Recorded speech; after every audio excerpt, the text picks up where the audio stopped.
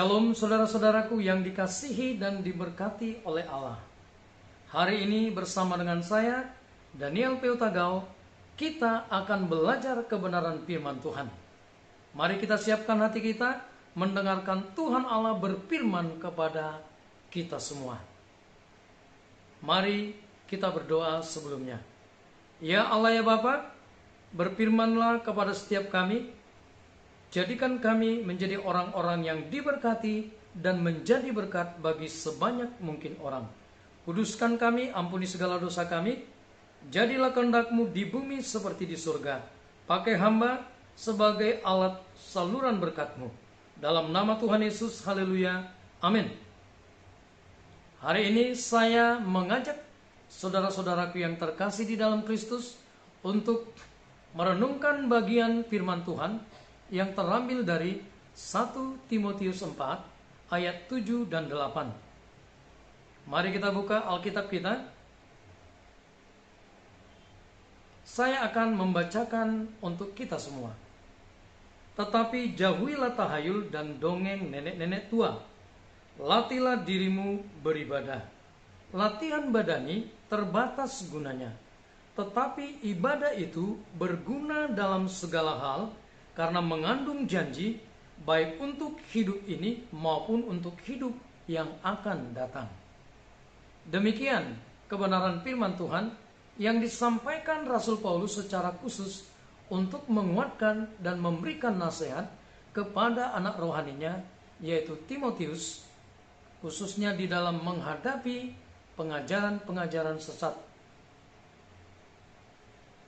Ini menjadi juga nasihat bagi kita pada hari ini supaya kita juga waspada dan kita menjadi lebih kuat, lebih mengerti kebenaran firman Tuhan, sehingga kita juga bisa menghadapi hal-hal yang tidak benar, bahkan pengajar-pengajar sesat yang mungkin tanpa kita sadari datang untuk mengacaukan iman kita.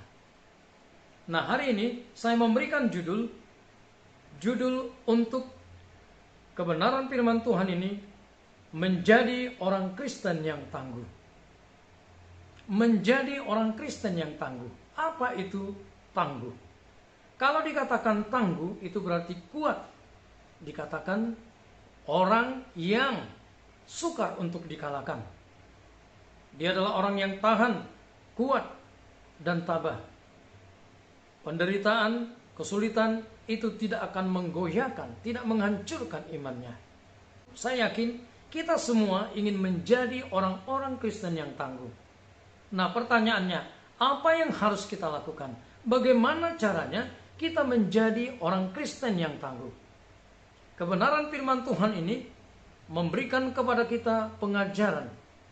Untuk menjadi orang yang tangguh, ada dua hal yang harus kita lakukan di dalam kehidupan kita. Yang pertama, seperti ayat yang ke-7 dikatakan, tetapi jauhilah tahayul dan dongeng nenek-nenek tua.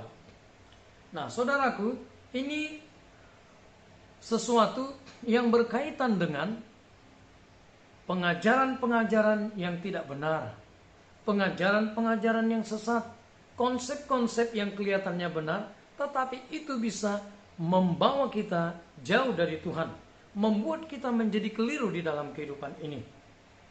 Ini sangat krusial, sangat penting, karena kalau kita salah, kalau kita menerima pengajaran yang sesat, yang keliru di dalam pikiran, dan itu menjadi tertanam di dalam hati kita, maka tindakan kita pun akan menjadi tindakan yang keliru, yang sesat. Nah, banyak hal, dan bahkan mass media pernah memberitakan ada beberapa pengajaran-pengajaran, bahkan nabi-nabi yang disebut nabi palsu, yang menyesatkan banyak orang yang sebenarnya tulus untuk mencari Tuhan. Tetapi mereka menjauh karena mereka sesat dengan pengajaran yang tidak benar. Ada Davidian Branch yang kita ketahui beberapa puluh tahun yang lalu. Kita lihat dampaknya, merusak dan bahkan membuat yang mengikutinya menjadi sesat dan bahkan mati dengan sia-sia. Oleh sebab itu, mari kita lihat hal pertama yang harus ada di dalam diri kita, yaitu menjauhi tahayul dongeng nenek-nenek tua. Artinya konsep-konsep yang keliru, hal-hal yang tidak benar, ini harus kita buang. Bagaimana caranya untuk membuang hal ini? Untuk kita bisa menjauhi tahayul, Tuhan menginginkan kita belajar firman Tuhan, baca renungkan firman Tuhan. Dan biarlah Roh Kudus menuntun kita. Dan juga orang-orang yang Tuhan pakai untuk mengajar menuntun kita. Mungkin gembala sebagai guru dan yang lainnya. Di tempat di mana kita beribadah, kita perlu mendengarkannya sambil melihat dan mengulang kembali kebenaran firman Tuhan itu, supaya kita bisa semakin diyakinkan dan mengerti. Kenapa hal ini perlu? Karena Tuhan berkata, ujilah segala sesuatu, peganglah yang benar, peganglah yang baik. Jadi setiap pengajaran, setiap firman Tuhan yang disampaikan, kita juga perlu menguji, supaya kita semakin diteguhkan, dikuatkan, dan kita tidak menyimpang dari jalan kebenaran. Tuhan berkata, jauhi. Cara menjauhinya, kita harus tahu kebenaran. Kalau kita tahu kebenaran, maka kita akan memiliki dasar yang kuat untuk menolak setiap hal yang tidak benar, yang tidak sesuai dengan firman Tuhan. Sehingga kita tidak menjadi sesat, tapi kita menjadi tangguh, menjadi kuat, tidak mudah terpengaruh, tidak mudah terombang-ambing, karena firman Tuhan itu tertanam di dalam hati kita, menjadi kuat, teguh, dan kita menjadi orang-orang yang bijaksana. Amin. Ini hal yang pertama. Hal yang kedua, untuk kita bisa menjadi orang Kristen yang tangguh, firman Tuhan berkata, dikatakan di sini, latihlah dirimu beribadah. Latihan badani terbatas gunanya, tetapi ibadah itu berguna dalam segala hal. Perhatikan, untuk mengatasi hal-hal yang bisa membawa kita jauh daripada Tuhan, yang bisa membuat kita justru menjadi orang-orang yang hidupnya tidak berkenan di hadapan Allah, kita harus melatih diri kita beribadah. Dibandingkan Paulus dengan latihan badani, artinya di dalam hidup ini sebagai orang percaya, kita sebagai pelayan Tuhan, hamba Tuhan, kita perlu juga melatih tubuh kita supaya tubuh kita sehat, kuat, dan itu menopang kita untuk membantu melaksanakan tugas-tugas pelayanan atau kehidupan kita sebagai saksi Kristus di dalam kehidupan ini. Itu penting, tetapi sebenarnya Tuhan ingin berkata lewat kebenaran firman Tuhan, yang lebih penting, yang jauh lebih penting adalah melatih bukan tubuh kita, tetapi melatih rohani kita. Itu berguna dalam segala hal. Artinya firman Tuhan ingin berkata, kalau kita ingin menjadi orang yang kuat dan tangguh, itu sebenarnya harus kuat dari dalam. Hati kita ini yang harus menjadi kuat, teguh, dan tidak tergoyahkan. Oleh sebab itu, perlu latihan. Artinya, di dalam kehidupan ini kita perlu proses untuk menjadi kuat. Karena menjadi kuat, menjadi tangguh itu tidak otomatis. Itu tidak ada dan kita bisa jangkau hanya dalam waktu singkat. Tetapi latihlah dirimu beribadah. Artinya terus menerus melakukannya. Ini adalah disiplin rohani yang harus kita lakukan dan kita tingkatkan hari demi hari. Sehingga apapun yang terjadi, pengajaran-pengajaran yang tidak benar, kesulitan, penderitaan yang datang, masalah silih berganti dalam hidup kita, kita tetap kuat. Kita tetap menjadi orang yang tangguh dan tidak mudah dikalahkan, bahkan menjadi orang yang kokoh. Seperti Kristus, kita kokoh di atas batu karang yang teguh. Amin. Ini yang harus kita lakukan. Yang kedua, selain di dalamnya ada proses pendisiplinan, kita melihat ada manfaat yang kita akan nikmati ketika kita melatih ibadah kita, melatih otot-otot rohani kita. Apa yang harus kita lihat? Apa yang kita akan nikmati dari semua latihan ini? Mari kita perhatikan. Dikatakan di sini, karena mengandung janji baik untuk hidup ini maupun untuk hidup yang akan datang. Nah, firman Tuhan ingin berkata mengandung janji. Artinya Tuhan ingin menyatakan di dalam firman-Nya, di dalam Alkitab ada janji-janji Tuhan yang adalah ya dan amin. Artinya semua janji-janji itu diberikan kepada setiap kita. Dan itu diberikan cuma-cuma, tetapi kita harus mengambilnya dengan cara melatih diri kita beribadah, sehingga kita bisa menikmati itu. Banyak sekali janji-janji Tuhan untuk hidup hari ini dan yang akan datang. Jadi janji Tuhan itu bermanfaat untuk kehidupan kita sekarang. Ketika kita taat, kita diberkati. Diberkati di dalam kehidupan, diberkati di dalam rumah tangga, diberkati di dalam keluarga, diberkati di dalam pekerjaan, diberkati di dalam pergaulan, diberkati di dalam bisnis, diberkati di dalam segala hal. Karena janji itu pasti bagi setiap kita orang yang percaya. Itulah sebabnya Tuhan berkata, hari ini juga, di dalam kehidupan hari ini juga, kita akan menjadi kuat. Nah, coba perhatikan. Ada contoh-contoh yang menunjukkan kepada kita yang bisa kita pelajari. Orang-orang yang kuat karena latihan. Karena melatih dirinya, mendisiplin dirinya secara rohani. Mari kita lihat kebenaran firman Tuhan.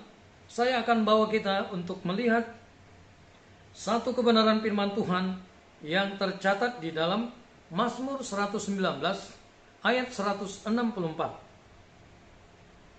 Saya bacakan untuk kita semua. 7 kali dalam sehari aku memuji-muji Engkau karena hukum-hukum-Mu yang adil. Karena kebenaran firman Tuhan yang pasti dan itu bermanfaat bukan hanya untuk waktu-waktu yang akan datang, tetapi hari ini juga. Maka kita lihat pemazmur melatih dirinya, dan akhirnya kita melihat 7 kali sehari dia memuji-muji, menyembah, mengagungkan Allah yang menjadi pemelihara hidupnya, yang memberikan hukum-hukumnya, yang memberikan firman-Nya yang bermanfaat di dalam kehidupan pemazmur. Pemazmur menjadi orang yang kuat, orang yang sehat, orang yang tangguh di dalam kehidupan ini. Contoh kedua, mari kita lihat. Kita baca satu kebenaran firman Tuhan dari Daniel pasal 6 ayat yang ke-11. Saya bacakan. Demi didengar Daniel bahwa surat perintah itu telah dibuat, pergilah ia ke rumahnya. Dalam kamar atasnya ada tingkap-tingkap yang terbuka ke arah Yerusalem. 3 kali sehari ia berlutut, berdoa serta memuji Allahnya seperti yang biasa dilakukannya. Latihan rohani, latihan ibadah akan menjadikan itu bagian dari dalam kehidupan kita. Daniel menunjukkan di mana dia sudah divonis dan akhirnya kita ketahui dicampakkan ke lubang singa. Tetapi di sana Allah menyatakan penyertaannya. Malaikat Allah menjaga dia sehingga tidak ada satu luka pun atau bekas dari cakar atau gigitan singa. Dia ada di dalam keselamatan yang daripada Allah karena dia percaya kepada Allah yang dimana dia sembah, agungkan, puji dan naikkan syukur doa 3 kali sehari. Saudaraku, inilah yang kita akan terima. Manfaat kehidupan hari ini, kita mampu mengatasi masalah, menerima keadaan-keadaan yang tidak enak, itu akan kita lalui karena kita melatih diri kita beribadah, melatih kehidupan rohani kita, melatih hidup kita untuk terus bergantung kepada Allah. Oleh sebab itu, saudaraku, kita harus mengambil komitmen untuk terus melatih diri kita beribadah, melatih kehidupan rohani kita. Nah, yang kedua dari janji firman Tuhan ini, itu adalah untuk hidup yang akan datang. Akan datang berarti sesuatu setelah hari ini, tetapi juga itu berbicara tentang kekekalan. Di dalam kekekalan, setiap apa yang kita lakukan, setiap apa yang kita kerjakan, kehidupan kita di dunia ini, Tuhan sudah memberikan ganjarannya. Tuhan berkata, Tuhan akan memberikan upah yang kekal. Tuhan memberikan mahkota kepada setiap kita yang dengan tekun berpegang kepada firman Tuhan dan tetap setia mengikuti Kristus. di tempat-tempat, di bidang-bidang di mana Tuhan menempatkan kita sebagai saksi-saksinya di dunia ini. Inilah saudara-saudaraku yang akan membuat kita menjadi tangguh, menjadi orang Kristen yang kuat dan tangguh, yang tidak mudah dikalahkan, yang tidak mudah terpengaruh oleh pemikiran-pemikiran dongeng-dongeng nenek tua, tahayul, atau konsep-konsep yang keliru. Karena kebenaran Allah ada di dalam diri kita, mengisi hati dan pikiran kita, dan itu membuat kita menjadi orang Kristen yang tangguh, yang luar biasa di dalam Kristus Yesus Tuhan. Demikian kebenaran firman Tuhan. Mari kita berdoa. Ya Allah Bapa, kami sudah menyelesaikan kebenaran firman Tuhan ini. Berkatilah supaya semuanya ini menjadi hal yang mempermuliakan Engkau dan menguatkan, membangkitkan iman kami, menjadikan kami orang-orang yang tangguh di dalam kehidupan ini. Diberkati untuk menjadi berkat bagi sebanyak mungkin orang. Terima kasih Bapa, dalam nama Tuhan Yesus, haleluya, amin. Demikian saudaraku pemberitaan firman Tuhan hari ini. Saya yakin Roh Kudus bekerja menguatkan, menumbuhkan, dan menjadikan kita, memproses kita menjadi orang-orang Kristen yang tangguh. Kita jumpa di episode berikutnya. Tuhan Yesus memberkati kita semua. Shalom.